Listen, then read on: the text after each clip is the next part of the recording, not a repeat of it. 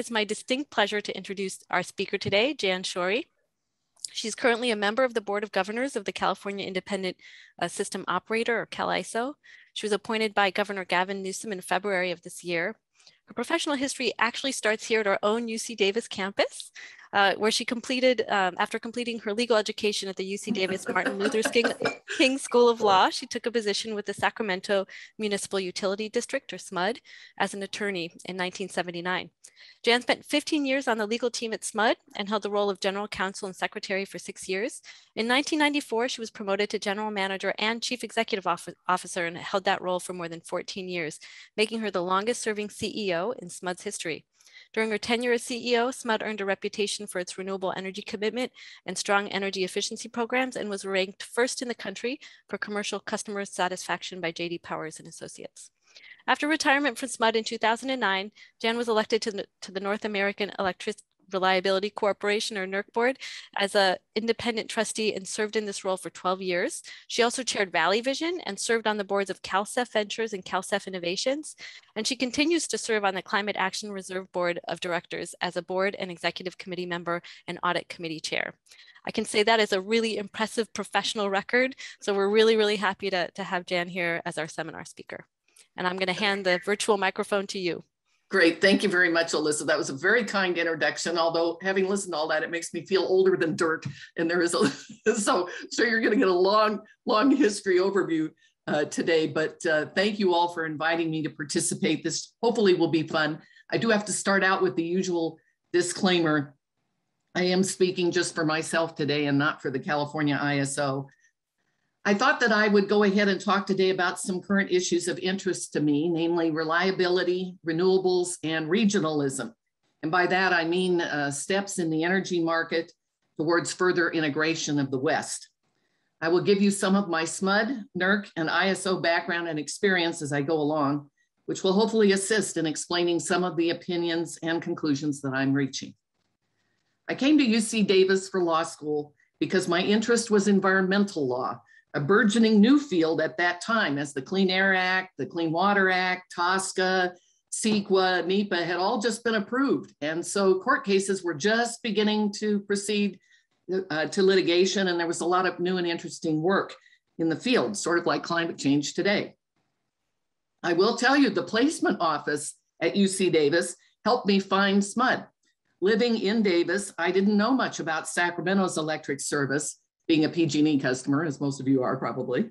Living in Davis, I didn't know, but SMUD was publicly owned, which appealed to my public interest sentiment. And they did have a big environmental case for me right off the bat, which I remember every time I drive by Campus Commons on Howe Avenue in Sacramento, where you can see the 230 kV line that SMUD built over the objections of the city, the county, and the Environmental Council of Sacramento. I'm going to talk a little more later about transmission, siting, and licensing issues. By municipal utility standards, SMUD is pretty big. It's the 6th largest one in the country. Los Angeles is the biggest. And SMUD owns its own generation, including hydroelectric power, solar, wind, and gas, as well as very valuable transmission to the Northwest. It's about 1/10 the size of PG&E. And I wanted to let you know that smaller can be more fun when you think about your career options going forward, as there are never enough people to get all the work done, and there could be many opportunities to participate in projects and try new things. As Alicia mentioned, I spent 15 years in legal at SMUD. 3 months after I got to SMUD, 3 Mile Island occurred, and SMUD owned and operated Rancho Seco. So nuclear issues dominated SMUD's strategic plan and everything else for the next 10 years, as we struggled with a variety of plant performance issues, huge cost increases and rate increases, and public controversy, which culminated in a public vote to close it in 1989. This was a first in the entire country. But some other more positive SMUD firsts included going to bid for alternate sources of power supply. This is very common today, but was unheard of at that time. And efforts to develop other energy options, including one of the first utility-owned station solar PV plants. And of course, we built geothermal units in the geysers in Sonoma County. There was no FERC mandated transmission open access tariff back then. Municipals who wanted to buy from someone other than their traditional investor-owned utility monopoly wholesale supplier had to litigate under antitrust language, which was part of the NRC's licensing requirements for nuclear power plant owners, but it was enforced at FERC, and the process there was cumbersome, awkward, and mostly unsuccessful. Also, while I was on the legal staff, I spent 10 years attempting to license a new transmission line from the geysers to Sacramento. I learned that anyone, including rural conservatives who usually oppose environmental regulation, can become quite adept at interventions in opposition, utilizing a variety of environmental law theories to stop a project. We were successful in building some geothermal plants, but not the line, although that was probably a good thing in the long run, as the steam field expectations ended up being about half of what they thought they were going to get up there. I absorbed some lessons about the extreme difficulties in building any transmission. The people being impacted are in many cases not benefiting from the power delivery. There isn't much money in it for them, as by law, you don't pay for more than a fee for an easement. They have to live with looking at it, unlike gas pipelines, which are underground. And obviously, it's going to interfere with both present and future uses of their property. Pretty much, they will always see it as a lose-lose proposition. And local governments will always want undergrounding, which at a minimum costs at least 10 times more.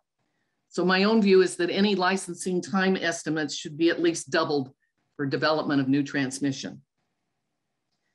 I became the CEO at SMUD in 1994.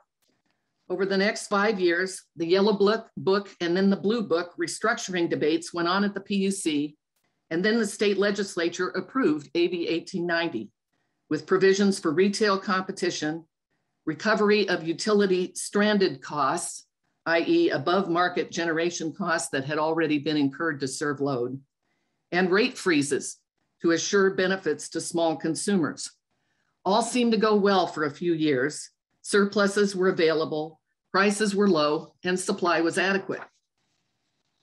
But the investor-owned utilities had been ordered to divest all but nuclear and hydro generation and were stopped from signing long-term contracts to serve load, in part because of the assumption that this was going to result in the risk of more stranded costs, as long-term deals at that time cost more than power out in the marketplace. And I know you've all heard about the rest, known as the California energy crisis, although it was across all of the Western United States. By 2000 and 2001, massive market manipulation was occurring. Unit outages were being taken to drive up prices and shrink supply. Today, we know there was criminal behavior going on and people did eventually go to jail. But at the time, it was very hard to uncover the facts, and FERC did nothing to intervene. Because of the rate freeze at the retail level, the investor-owned utilities could not recover the costs they were seeing in the wholesale market, and PG&E went into its first bankruptcy. The electricity market in the West only stabilized after the Department of Energy imposed by emergency order West-wide price caps and an obligation to sell energy surpluses. Litigation then went on for 20 years to solve all of the cost disputes that came out of that, and some issues may still be pending. Municipal utilities were handled somewhat different in the state restructuring plan. We retained our generation and continued to plan to serve load over the long term. Our costs were lower for a number of reasons. We had no shareholders to pay, and of course we had access to tax-exempt financing for new facilities. But because municipal utilities, for the most part, were physically and contractually interconnected with the investor-owned utilities for emergency operations, SMUD and others were required to take forced outages during power shortages on a pro rata basis, even though SMUD had procured sufficient resources to serve its load. As you might understand, SMUD's elected board was not happy with this outcome, and neither were the customers. This experience, plus a cost-benefit analysis, led to the decision to form a control area, or what's now called a balancing authority, now known as BANC, Balancing Authority of Northern California. As a sidelight, I will mention to you that in the utility industry, we're not very good at coming up with snappy names for anything. So everything is, I was the chair of something called the Large Public Power Council. Guess what it was? The large public power systems. At any rate, as you might understand, the big lessons of the crisis, from my perspective, were around the importance of resource planning, coordination, and long-term commitments, as electricity is not just another commodity. People can live without lots of stuff when it becomes scarce or too expensive, but not electricity, which is the backbone upon which our economy runs. So perhaps these are some obvious lessons, but I did learn them during my almost 30 years at SMUD. First, it's impossible to be successful once you've lost the confidence of the public and the regulators. I'm thinking of someone right now when I say that. Two, nothing is confidential, ever. Doesn't matter what you market, it's still going to get out. Three, it's hard to get people's attention to support any kind of change in the energy field, as traditionally people don't think much about electricity. For most people, it's under 10% of their monthly expenses. So as long as you keep the lights on, they'll pay the bill. Unless it skyrockets, think about what happened with scarcity pricing in Texas earlier this year. Or if it isn't predictable or affordable from month to month. And fourth, blackouts as a reliability tool are unacceptable. So let me move on from SMUD to a few quick comments on NERC, the North American Electric Reliability Corporation, and my 12 years there as an independent trustee or member of the board. I finished up this year in February. NERC's focus is on planning and operations of the bulk power system in the US and Canada and a little bit of Mexico, as well as cybersecurity and critical infrastructure protection. It approves standards developed through an ANSI certified process and then enforces them against all users of the grid through its delegated authority as the Electricity Reliability Organization, or ERO, designated by FERC under the 2005 Energy Policy Act. One NERC responsibility is to prepare a tenure long-term reliability assessment, which is updated annually and which highlights emerging issues in the industry. It's a good technical resource. It's available to you on the NERC website for an overview of key energy issues across the country and in Canada.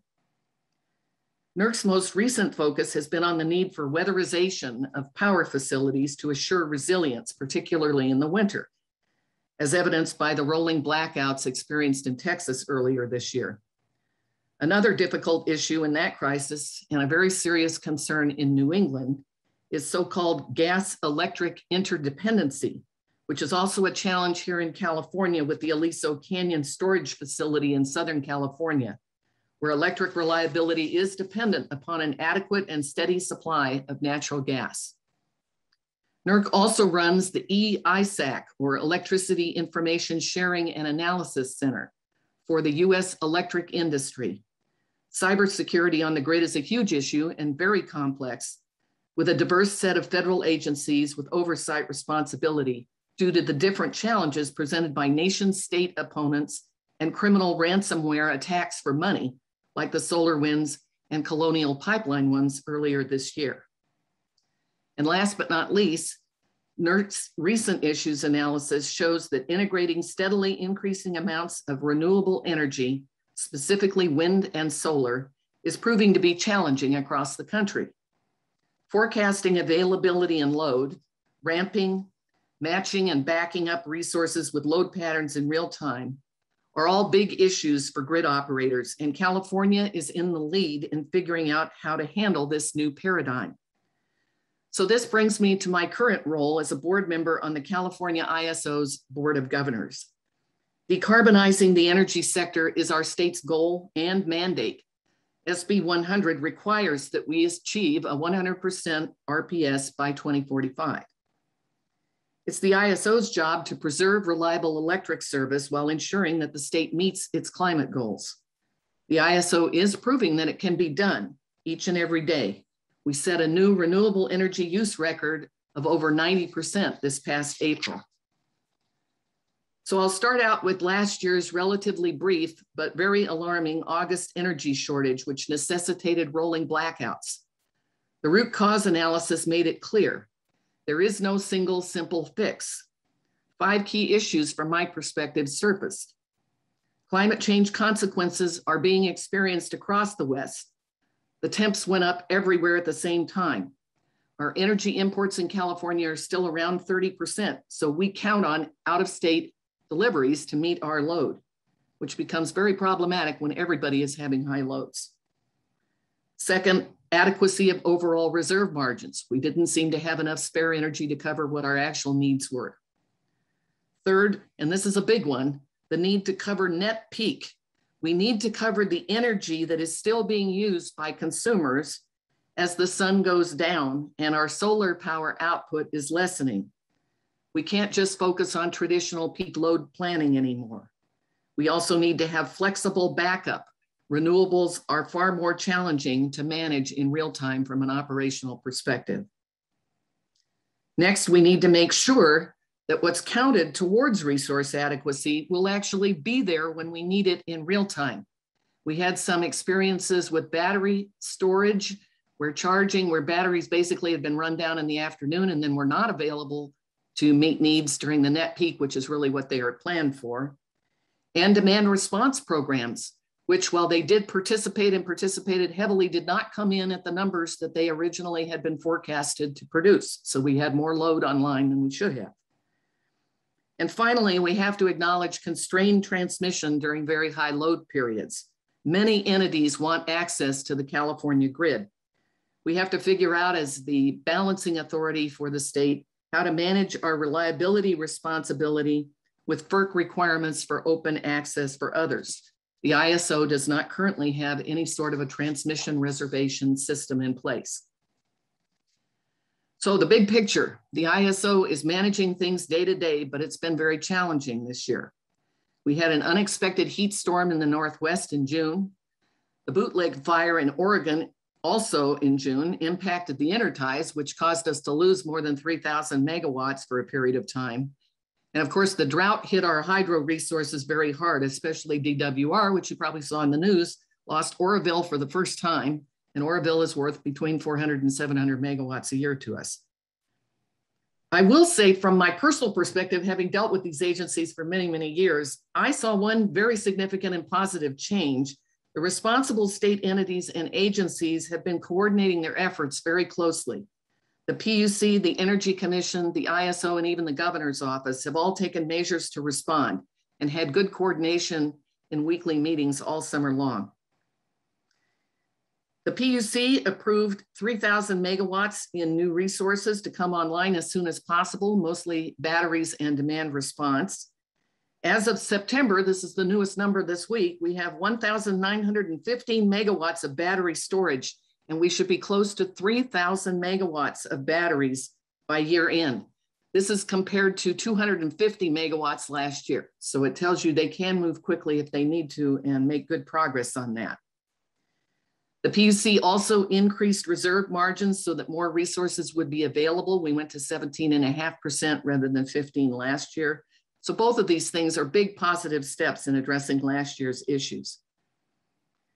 Flex alerts and other calls for voluntary conservation did help last year. We used them for 5 times. They estimate that the value was in the hundreds of megawatts. We used them again this year 8 times. We don't have the megawatt calculation yet. But I've been asked one interesting question, and that's about how long we can keep going to this well, so to speak. Our CEO at the ISO has publicly noted the need to up our game in demand side management and become a lot more sophisticated with market solutions, i.e. pay for performance rather than constantly asking for voluntary help. The ISO's focus this past spring was on market rule changes and resource adequacy improvements for both the day ahead and real-time markets, all of which were ultimately approved by FERC on an expedited basis. The ISO also initiated its capacity procurement mechanism after the June heat wave at the joint request of the PUC and Energy Commission to secure additional resources for the late summer months. And I'm sure you all saw that at the end of July, Governor Newsom signed an emergency proclamation to free up additional energy supply and demand. The proclamation included a number of measures to expedite clean energy projects, particularly battery storage, including streamlining permitting processes. It also included policies to pay large energy users to move to backup power generation during grid emergencies and directed regulators to implement plans to offset any resulting increase in emissions. While this is an emergency response, in my view, it's not a long-term solution for air quality and climate change if the fallback resource that these customers are using is not a clean power source. All of these measures seem to have gotten us through a very tough summer, but what about next year and beyond? So let me talk a little bit now about resource planning. In California, the Public Utilities Commission has the primary resource planning obligation to develop a resource plan for its jurisdictional load-serving entities. As the balancing authority for these entities, the ISO actively participates on how to balance the system, set reserves, and meet ramping rate needs. As I mentioned earlier, the state's legislative mandate, SB 100, is to get to 100% clean energy by 2045. In the medium term, retiring power plants such as Diablo Canyon, which is 2,200 megawatts and about 6% of the state's energy, is closing in 2024.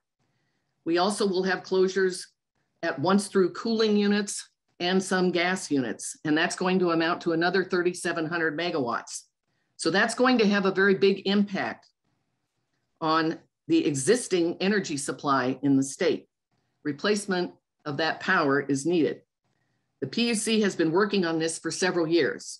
In June, they approved a new decision supporting 11,500 megawatts of new clean resources, demand response, storage, and renewables. They did not include natural gas as permissible units, directed to come online between 2023 and 2026.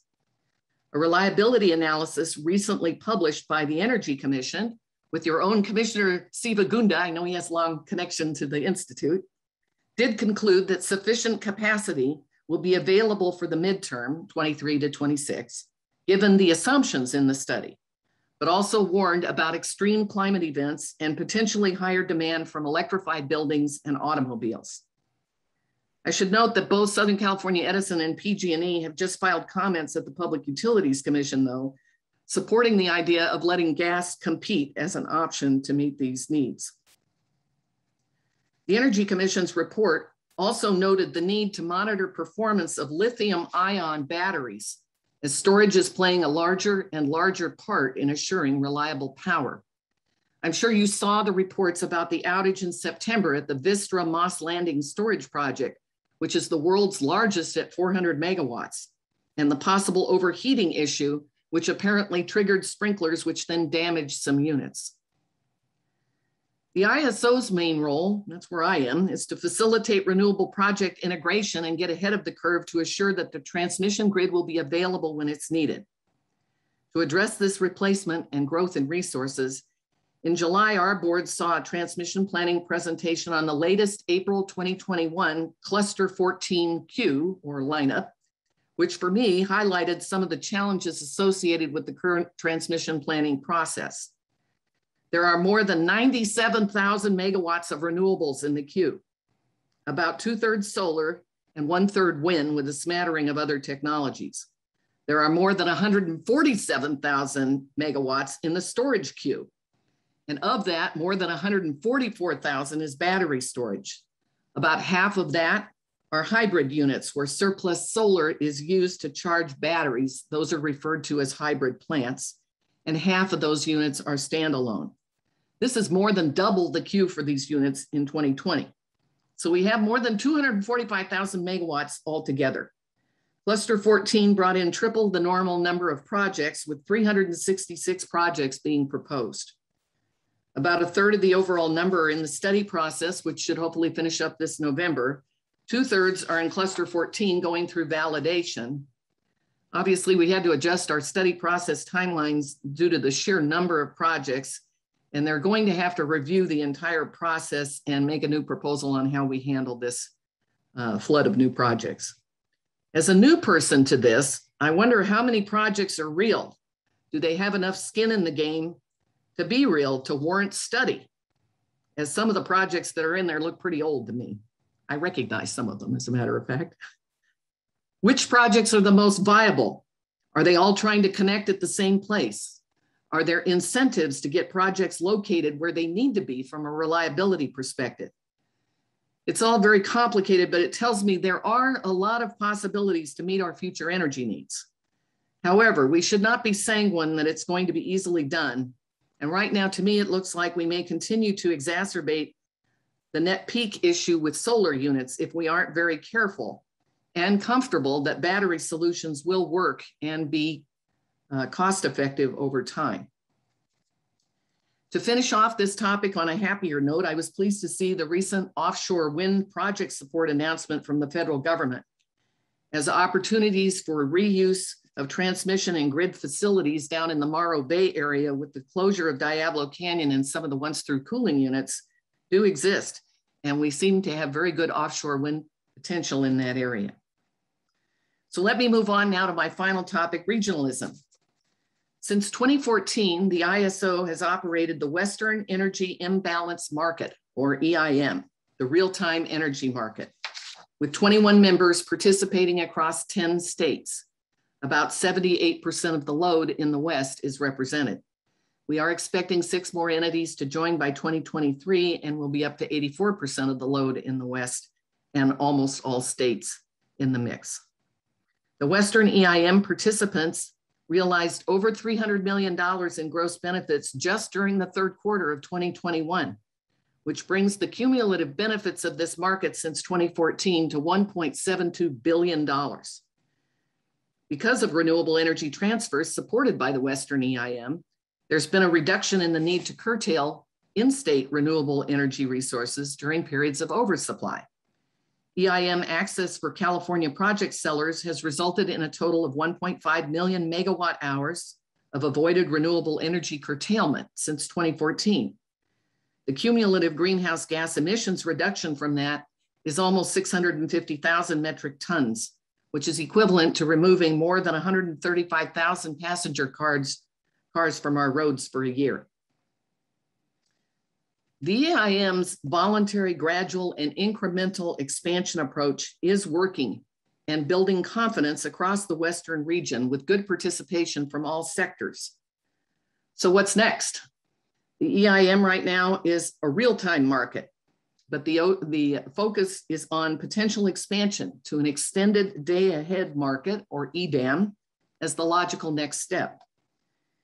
Perhaps I can take a step back for a moment and talk about some of the benefits of regional interconnection.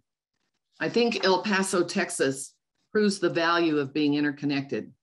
During the serious winter blackouts this year in ERCOT's Texas system, El Paso's lights stayed on as power flowed to them through their WEC interconnection.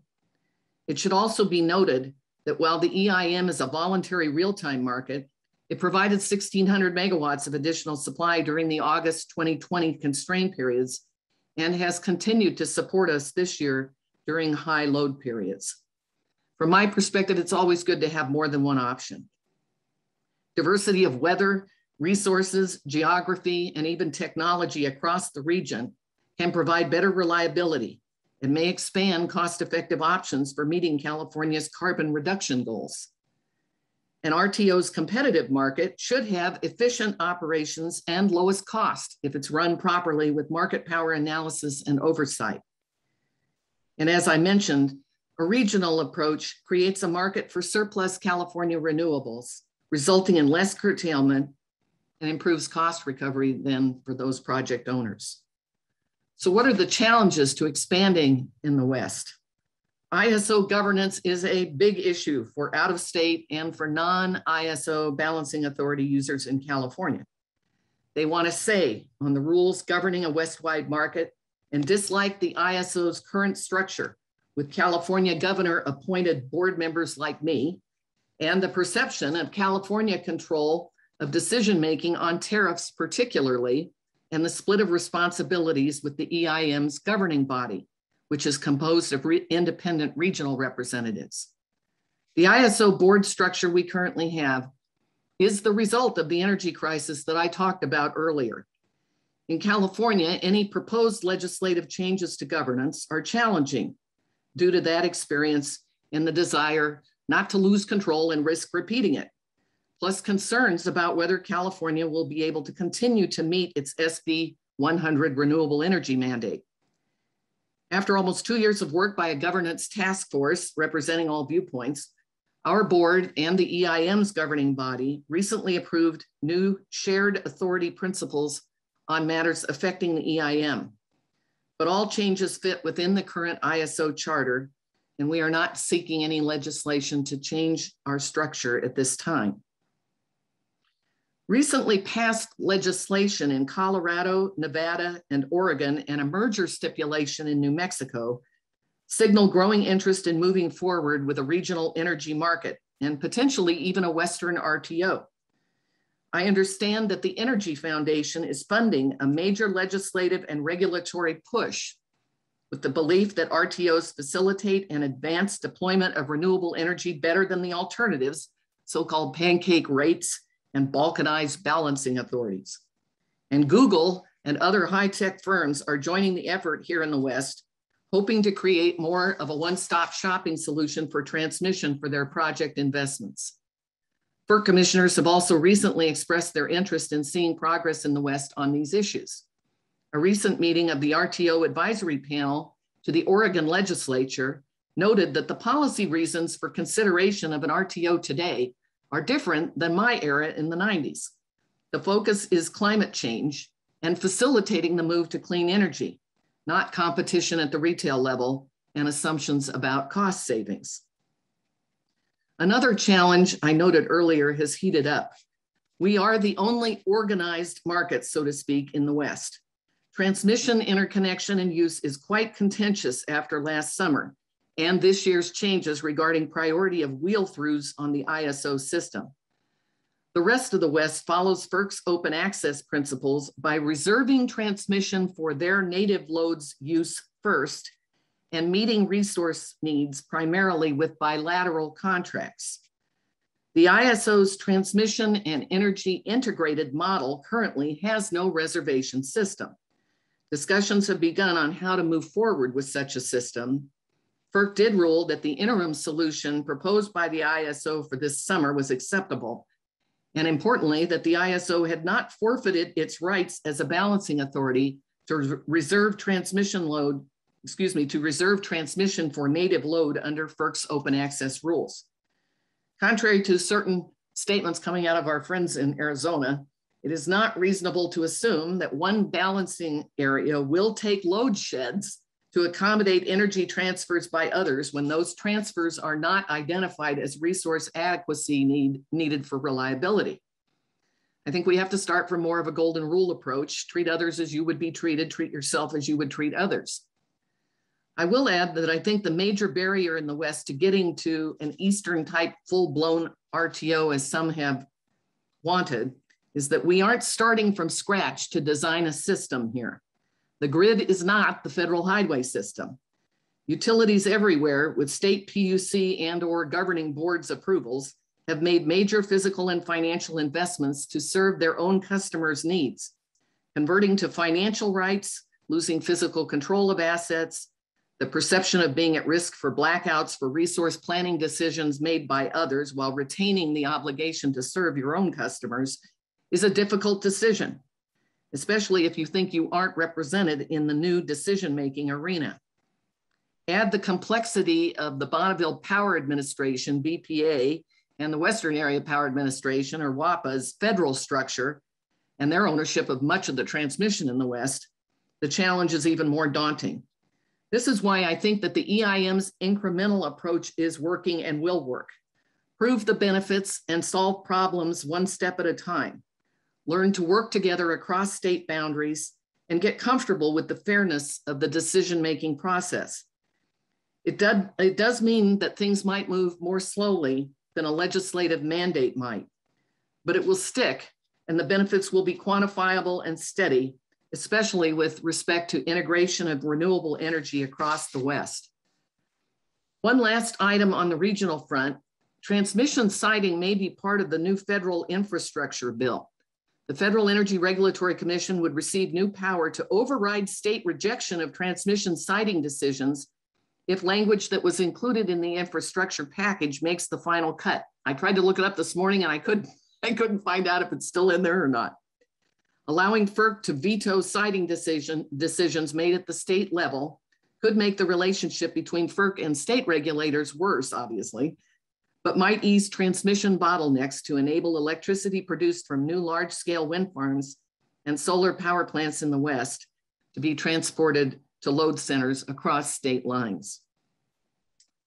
So in conclusion, the reliability operational challenges of our evolving, decarbonized, distributed, and digital grid are growing each day. New market players like Google are changing the traditional list of people in the room where energy decisions are made. Regulatory lines are blurring, especially with the growth in demand response and behind the meter generation. We need close coordination and cooperation at our state level, across state lines here in the West, and with FERC. There is no turning back on the commitment to address climate change. We have to make sure that we do it and we keep the lights on. So thank you for listening to me, a long presentation, but I'll look forward to answering any questions you might have, if I can. Thanks. Thank you so much. That was fantastic. I'd like to invite anybody to raise their hand using the raise your hand function. If anyone can't find it or is calling in and can't do it, you're welcome to type into the chat that you have a question or as a last resort, interrupt. So I'd like to hand it over to Tanner first. I see your hand up. Thank you for presenting. This is very informative. Can you hear me pretty well? Yes, I can. Thanks. All right. I know it's been mentioned many times about CalISO or a lot of other states worried about the CalISO modeling kind of going into the Western kind of working as a team. What is the real timeline in your eyes of that actually, I guess, of being adopted or in your head? I mean, is it truly viable in the next 5 years? Is it like, oh no, I mean, yeah, just what is the true timeline in your head? Well, first off, I will tell you, I'd be in a better position to answer that after next week, as we have our board meetings next week where we're going to get a full briefing on the EDAM schedule. So I have to go off of what I have right now. We had a big workshop, an online workshop last month that had participation from across the West. And one of the consequences of the workshop, and this I'm focused on this extended day ahead market issue, this idea of getting to a longer term market. But as you point out, the software and the rules, the regulatory fixes that need to be done to do that are extensive. They are setting up they're setting up 4 working groups, as I recall, that will address all sorts of different issues, technical, tariff changes, all that kind of stuff.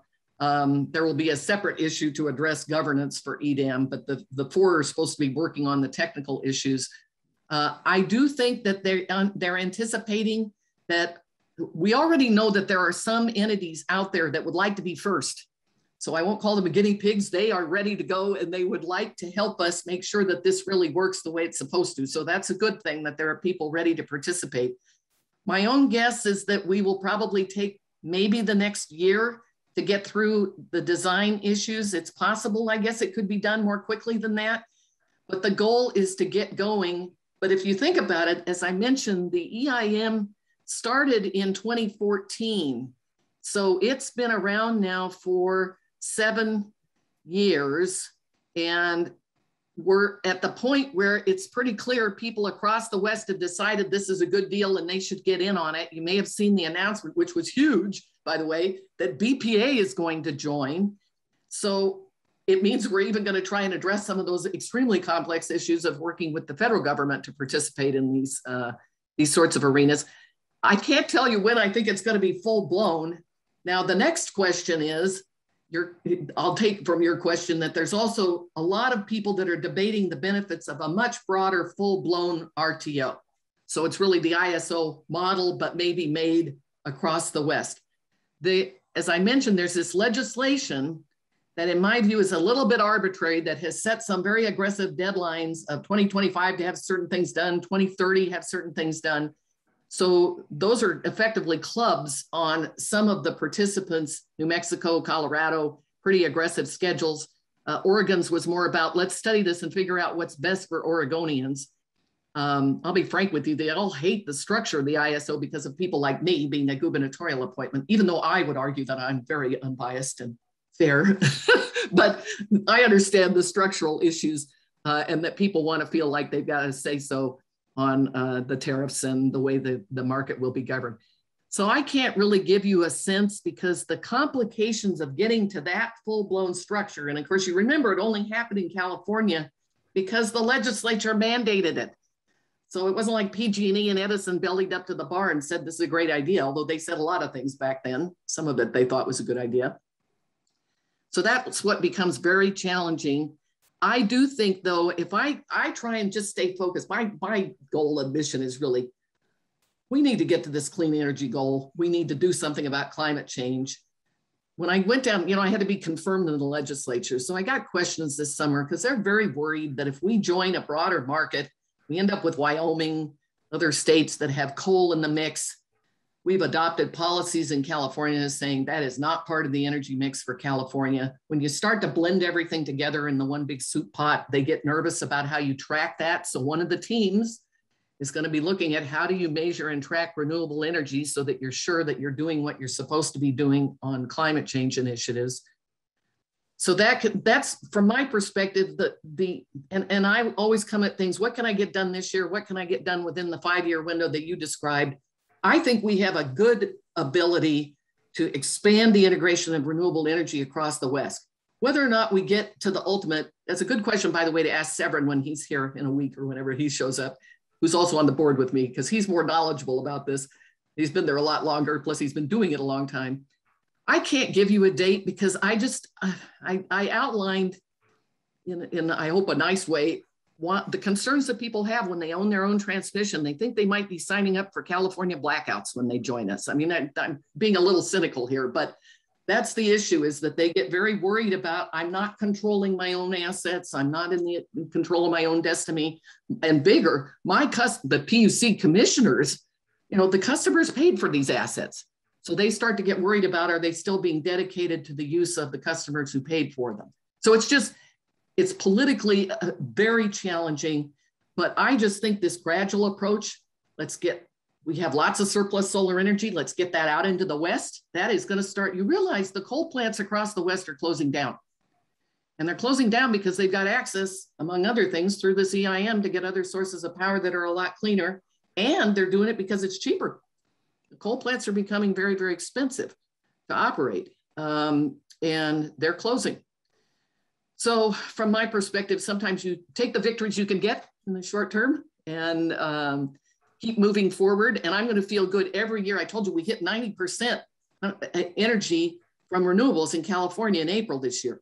So we're doing it. But in some ways, California has to not always announce that we're the leader on everything. Other states would like to be in leadership positions as well. So we need to be collaborative about that. And it's also, I think it's good for business in California and across the West if we can figure out a way to more, especially with the climate change issue, more resource planning across traditional boundary lines where people, is it reasonable for us to keep assuming that we're going to rely on 30% deliveries from out of state? Well, it is if we're talking to them and they're making that assumption too, but maybe not if they've just made the assumption they're going to keep it all for themselves.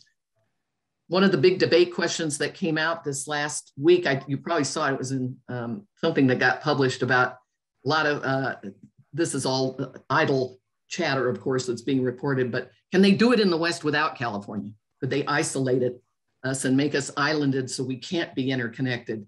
The reality is the money is here. I mean, I hate to sound cynical, but we're kind of the ATM in some ways for a lot of these projects. If they want them to be financially successful, they don't have enough load. Idaho, Nevada, they don't have enough load to carry the investment cost.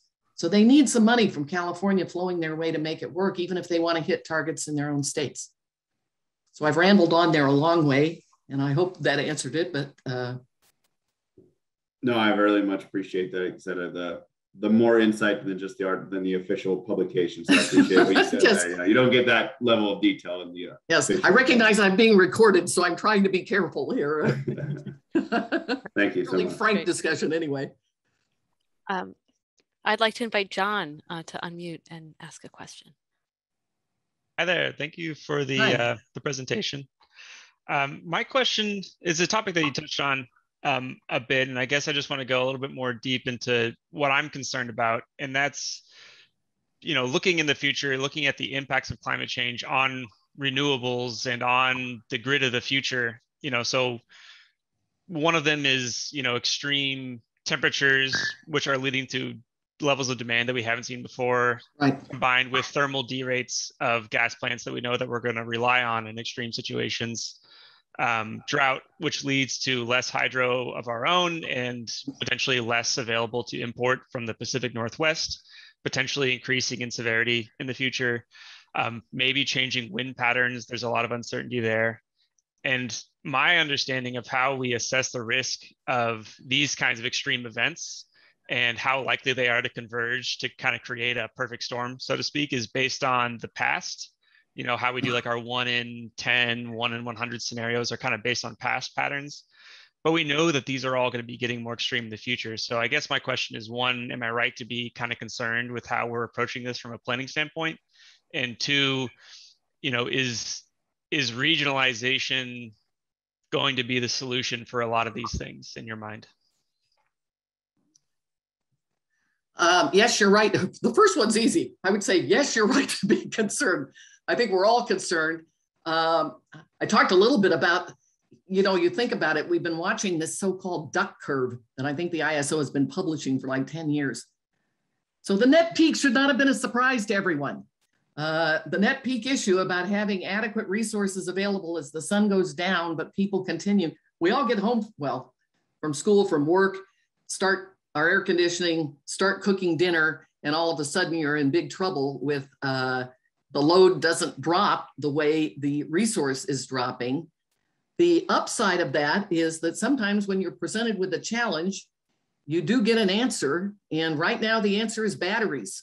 We don't have much potential for pump storage in California. What we have is what we have. I don't think we're going to see really, although I will say that list that I told you about that's got all the transmission queue requests does have a few pump storage projects, but they're projects that have been on the books for 35, 40 years. So whether or not they ever get built, I think we are hitching our wagon, so to speak, to batteries in California, particularly with the recent PUC decision where the new replacement energy is going to all be solar and wind, which then needs to be backed up. I'm hopeful that the offshore wind may have a better load pattern for us than some of the in-state wind has had. I used to, I was at SMUD a long time, and we had if you drive through Solano County, some of those wind turbines are SMUD ones down there. And we had our maximum wind production at 11 o'clock at night. And Sacramento was one of the peakiest utilities in the entire state because of the way the temperature starts going up here. If you live here, you know this, at 4 o'clock in the afternoon, that's when all of a sudden we get, I used to live in Southern California, it was hot by noon or 1 o'clock. Here, it really gets hot at 4. Everybody comes home from work, they turn everything on, and the wind turbines tended to go to 0. So I'm very hopeful that, and what that tells me is the batteries are pretty critical to back that up for those kinds of projects. I just listened, there was a big seminar yesterday at the ISO, which is online for those of you that are interested in batteries. They brought in a bunch of experts. It's going to be posted on the ISO website to talk about markets and designing markets for batteries so that they will be there and be charged when we need them. And they also talked a little bit about longer term batteries that could go for 8 hours. So I will say that I think we're right to be worried. I don't think that we necessarily need to be too pessimistic. I think there are answers out there. I'm concerned about this fire that they had at this plant at Vistra, because you got 400 megawatts of backup sitting there and it got shut down, or at least part of it did, at a critical time. And so that is troubling. I understand, I do think that PG&E and Edison, and I can't speak for them, but I'm assuming part of the reason they're worried about this decision at the PUC to go with all solar and wind and then back it up with batteries, hybrid units. They're in there lobbying now or trying to get gas in the mix. Part of it is that gas operationally, while we all recognize it's the last resort, sometimes you need the last resort. But you do end up with climate change impacts if you end up having a lot of that, and that can be challenging. And the other issue, I think, is just price. It's always good to have more than one option when you're going out to bid. You would like people to basically hold in check some of the bids that you might be getting. Let's just say if we went out for 100% batteries, maybe the battery guys all price off each other then, but if they know they have to compete with some natural gas units, then maybe from the consumer perspective, maybe you end up with a little more balance rate-wise. And we have to be sensitive to the fact that we've got to maintain a system people can afford to pay for. We are leading the charge on this, but one of our missions is also, at the end of the day, not hurting our economy and our consumers. I think that the last part of your question was on regionalism. I think that the potential to have the geographic diversity, potentially even the longer diversity, the resources that are available elsewhere, even geothermal in Nevada, other things. Sorry about that. I think excuse me. Sorry about that. I think that those things can help mitigate. Resource planning is going to be done though here in state to meet our own authority. And if we try and do it as an island and not actually interact with the resource planning initiatives that are going on throughout the West, we may all be making assumptions about buying hydro out of the Northwest from BPA. And you end up discovering that that doesn't really work. One of the interesting challenges, I mentioned this wheeling through problem. They are closing coal plants, including that big Navajo plant down in Arizona. And it's not transparent, so you don't know what Salt River Project and Arizona Public Service are doing to replace that. You know that they lost a huge number of megawatts. Well, they went up to the Northwest, and they are making assumptions about wheeling through California to get the power from the Northwest down to replace the Navajo plant. So I'm just saying, as a practical matter, we need to probably be better tuned in to what's going on from a resource planning perspective. And we may end up at the end of the day making investments in other states that support what we need in California, but also help them. So I think from an economic perspective and from I'll call it promotion of renewables, but getting us to a cleaner energy future across the West, it's certainly not in California's interest to somehow be subsidizing coal plants to stay online in Wyoming. That's not going to be one of the outcomes that is going to be acceptable to Californians that are participating in market expansion.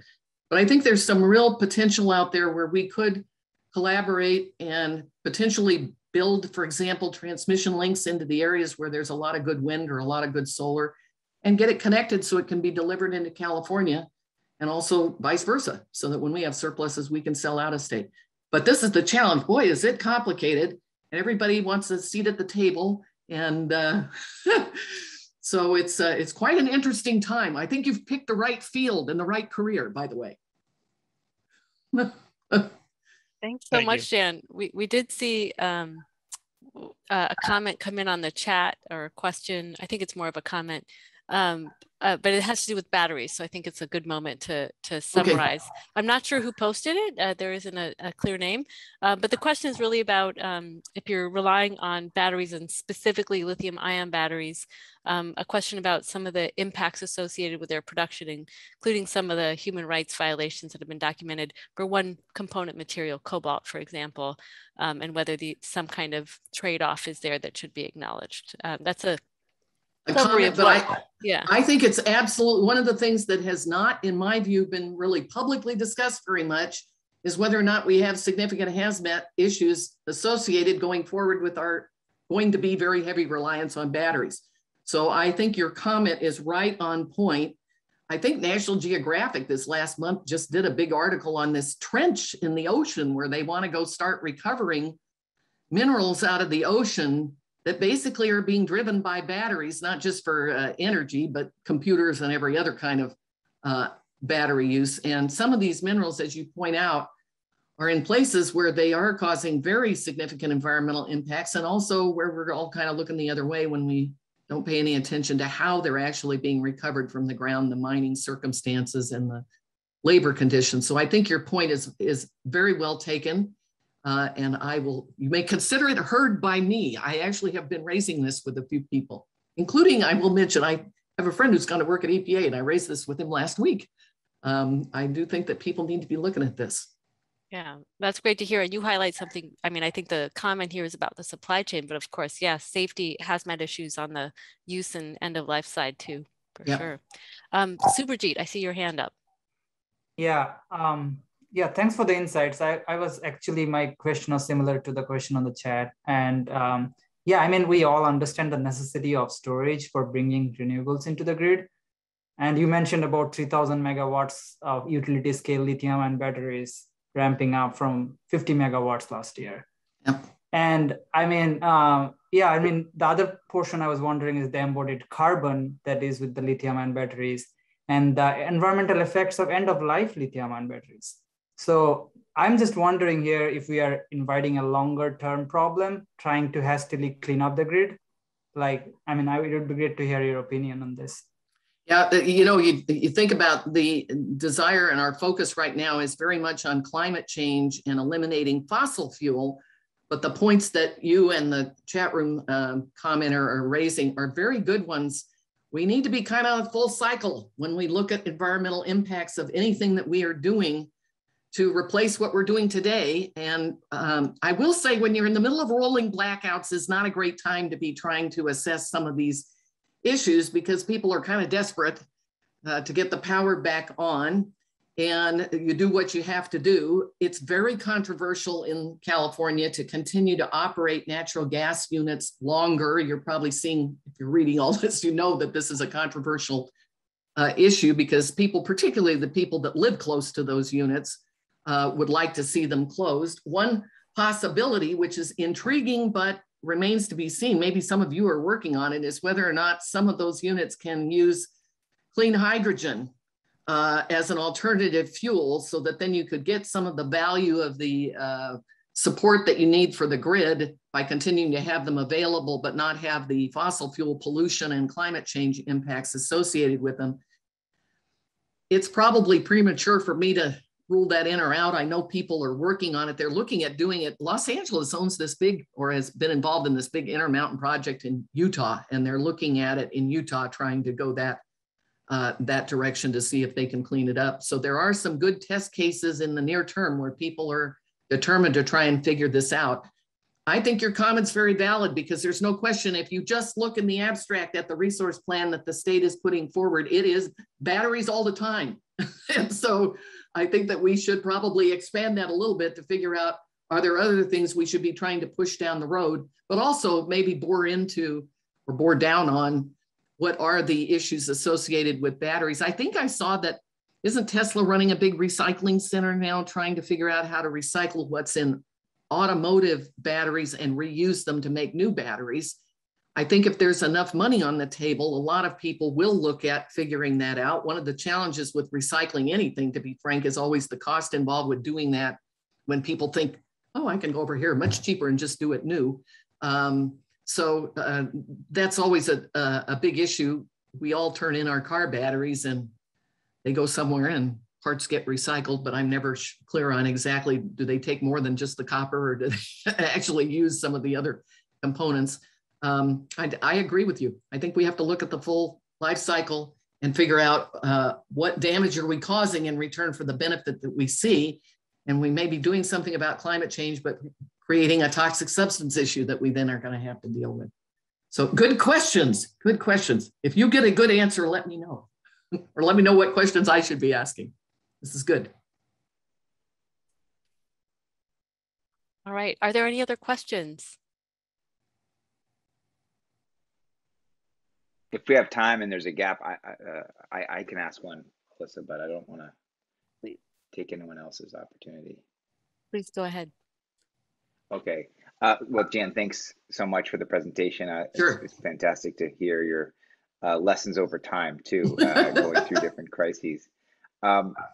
It strikes me, right, that a big part of our challenge with our approach to decarbonization is around electrification, and that's going to come in a combination of indirect and direct electrification, right? Whether that's on the transportation side or the building side. And so you mentioned how challenging it is to build transmission, and yet kind of for us to be successful, we're going to have to, increase the amount of electricity infrastructure, right? And that could be at the transmission scale, but also the distribution scale.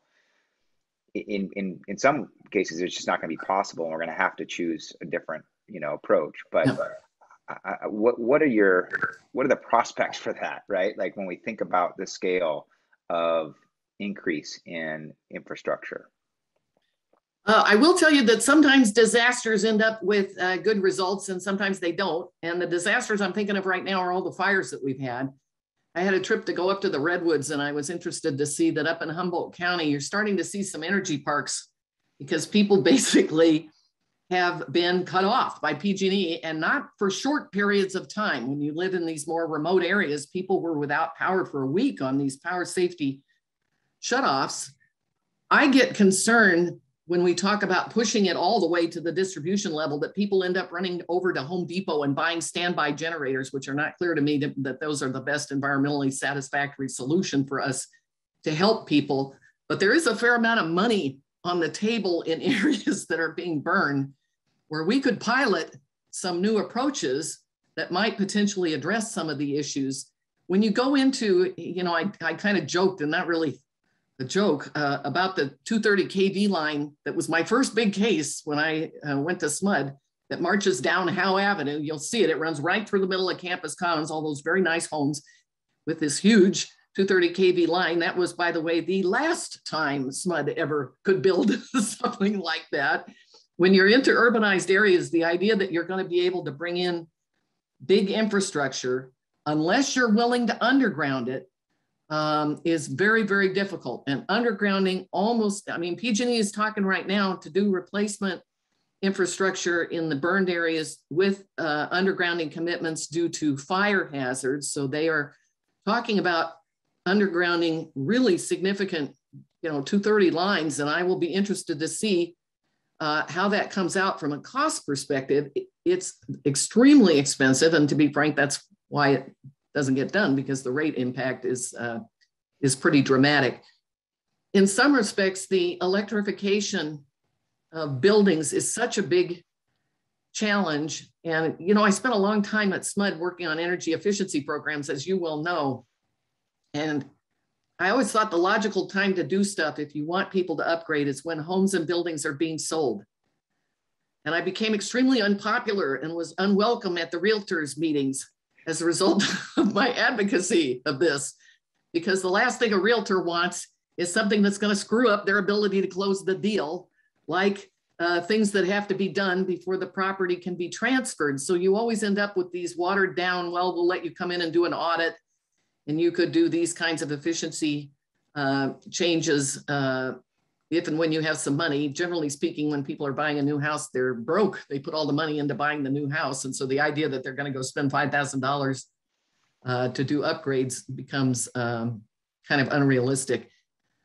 So that the political challenge of trying to push electrification, what works is what the Energy Commission does, which is just new building mandates. The retrofit of all of the existing housing stock and building stock that we have is tough, very tough to do. And I'm not sure that I have any magic answers on it. I spent a long time trying to deal with it, with rebates, with financing, with,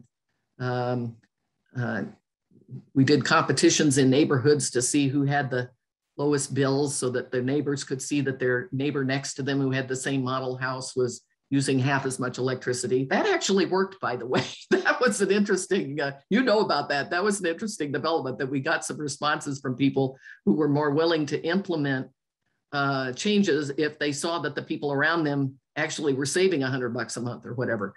So I'm not sure that's a good answer to your question, but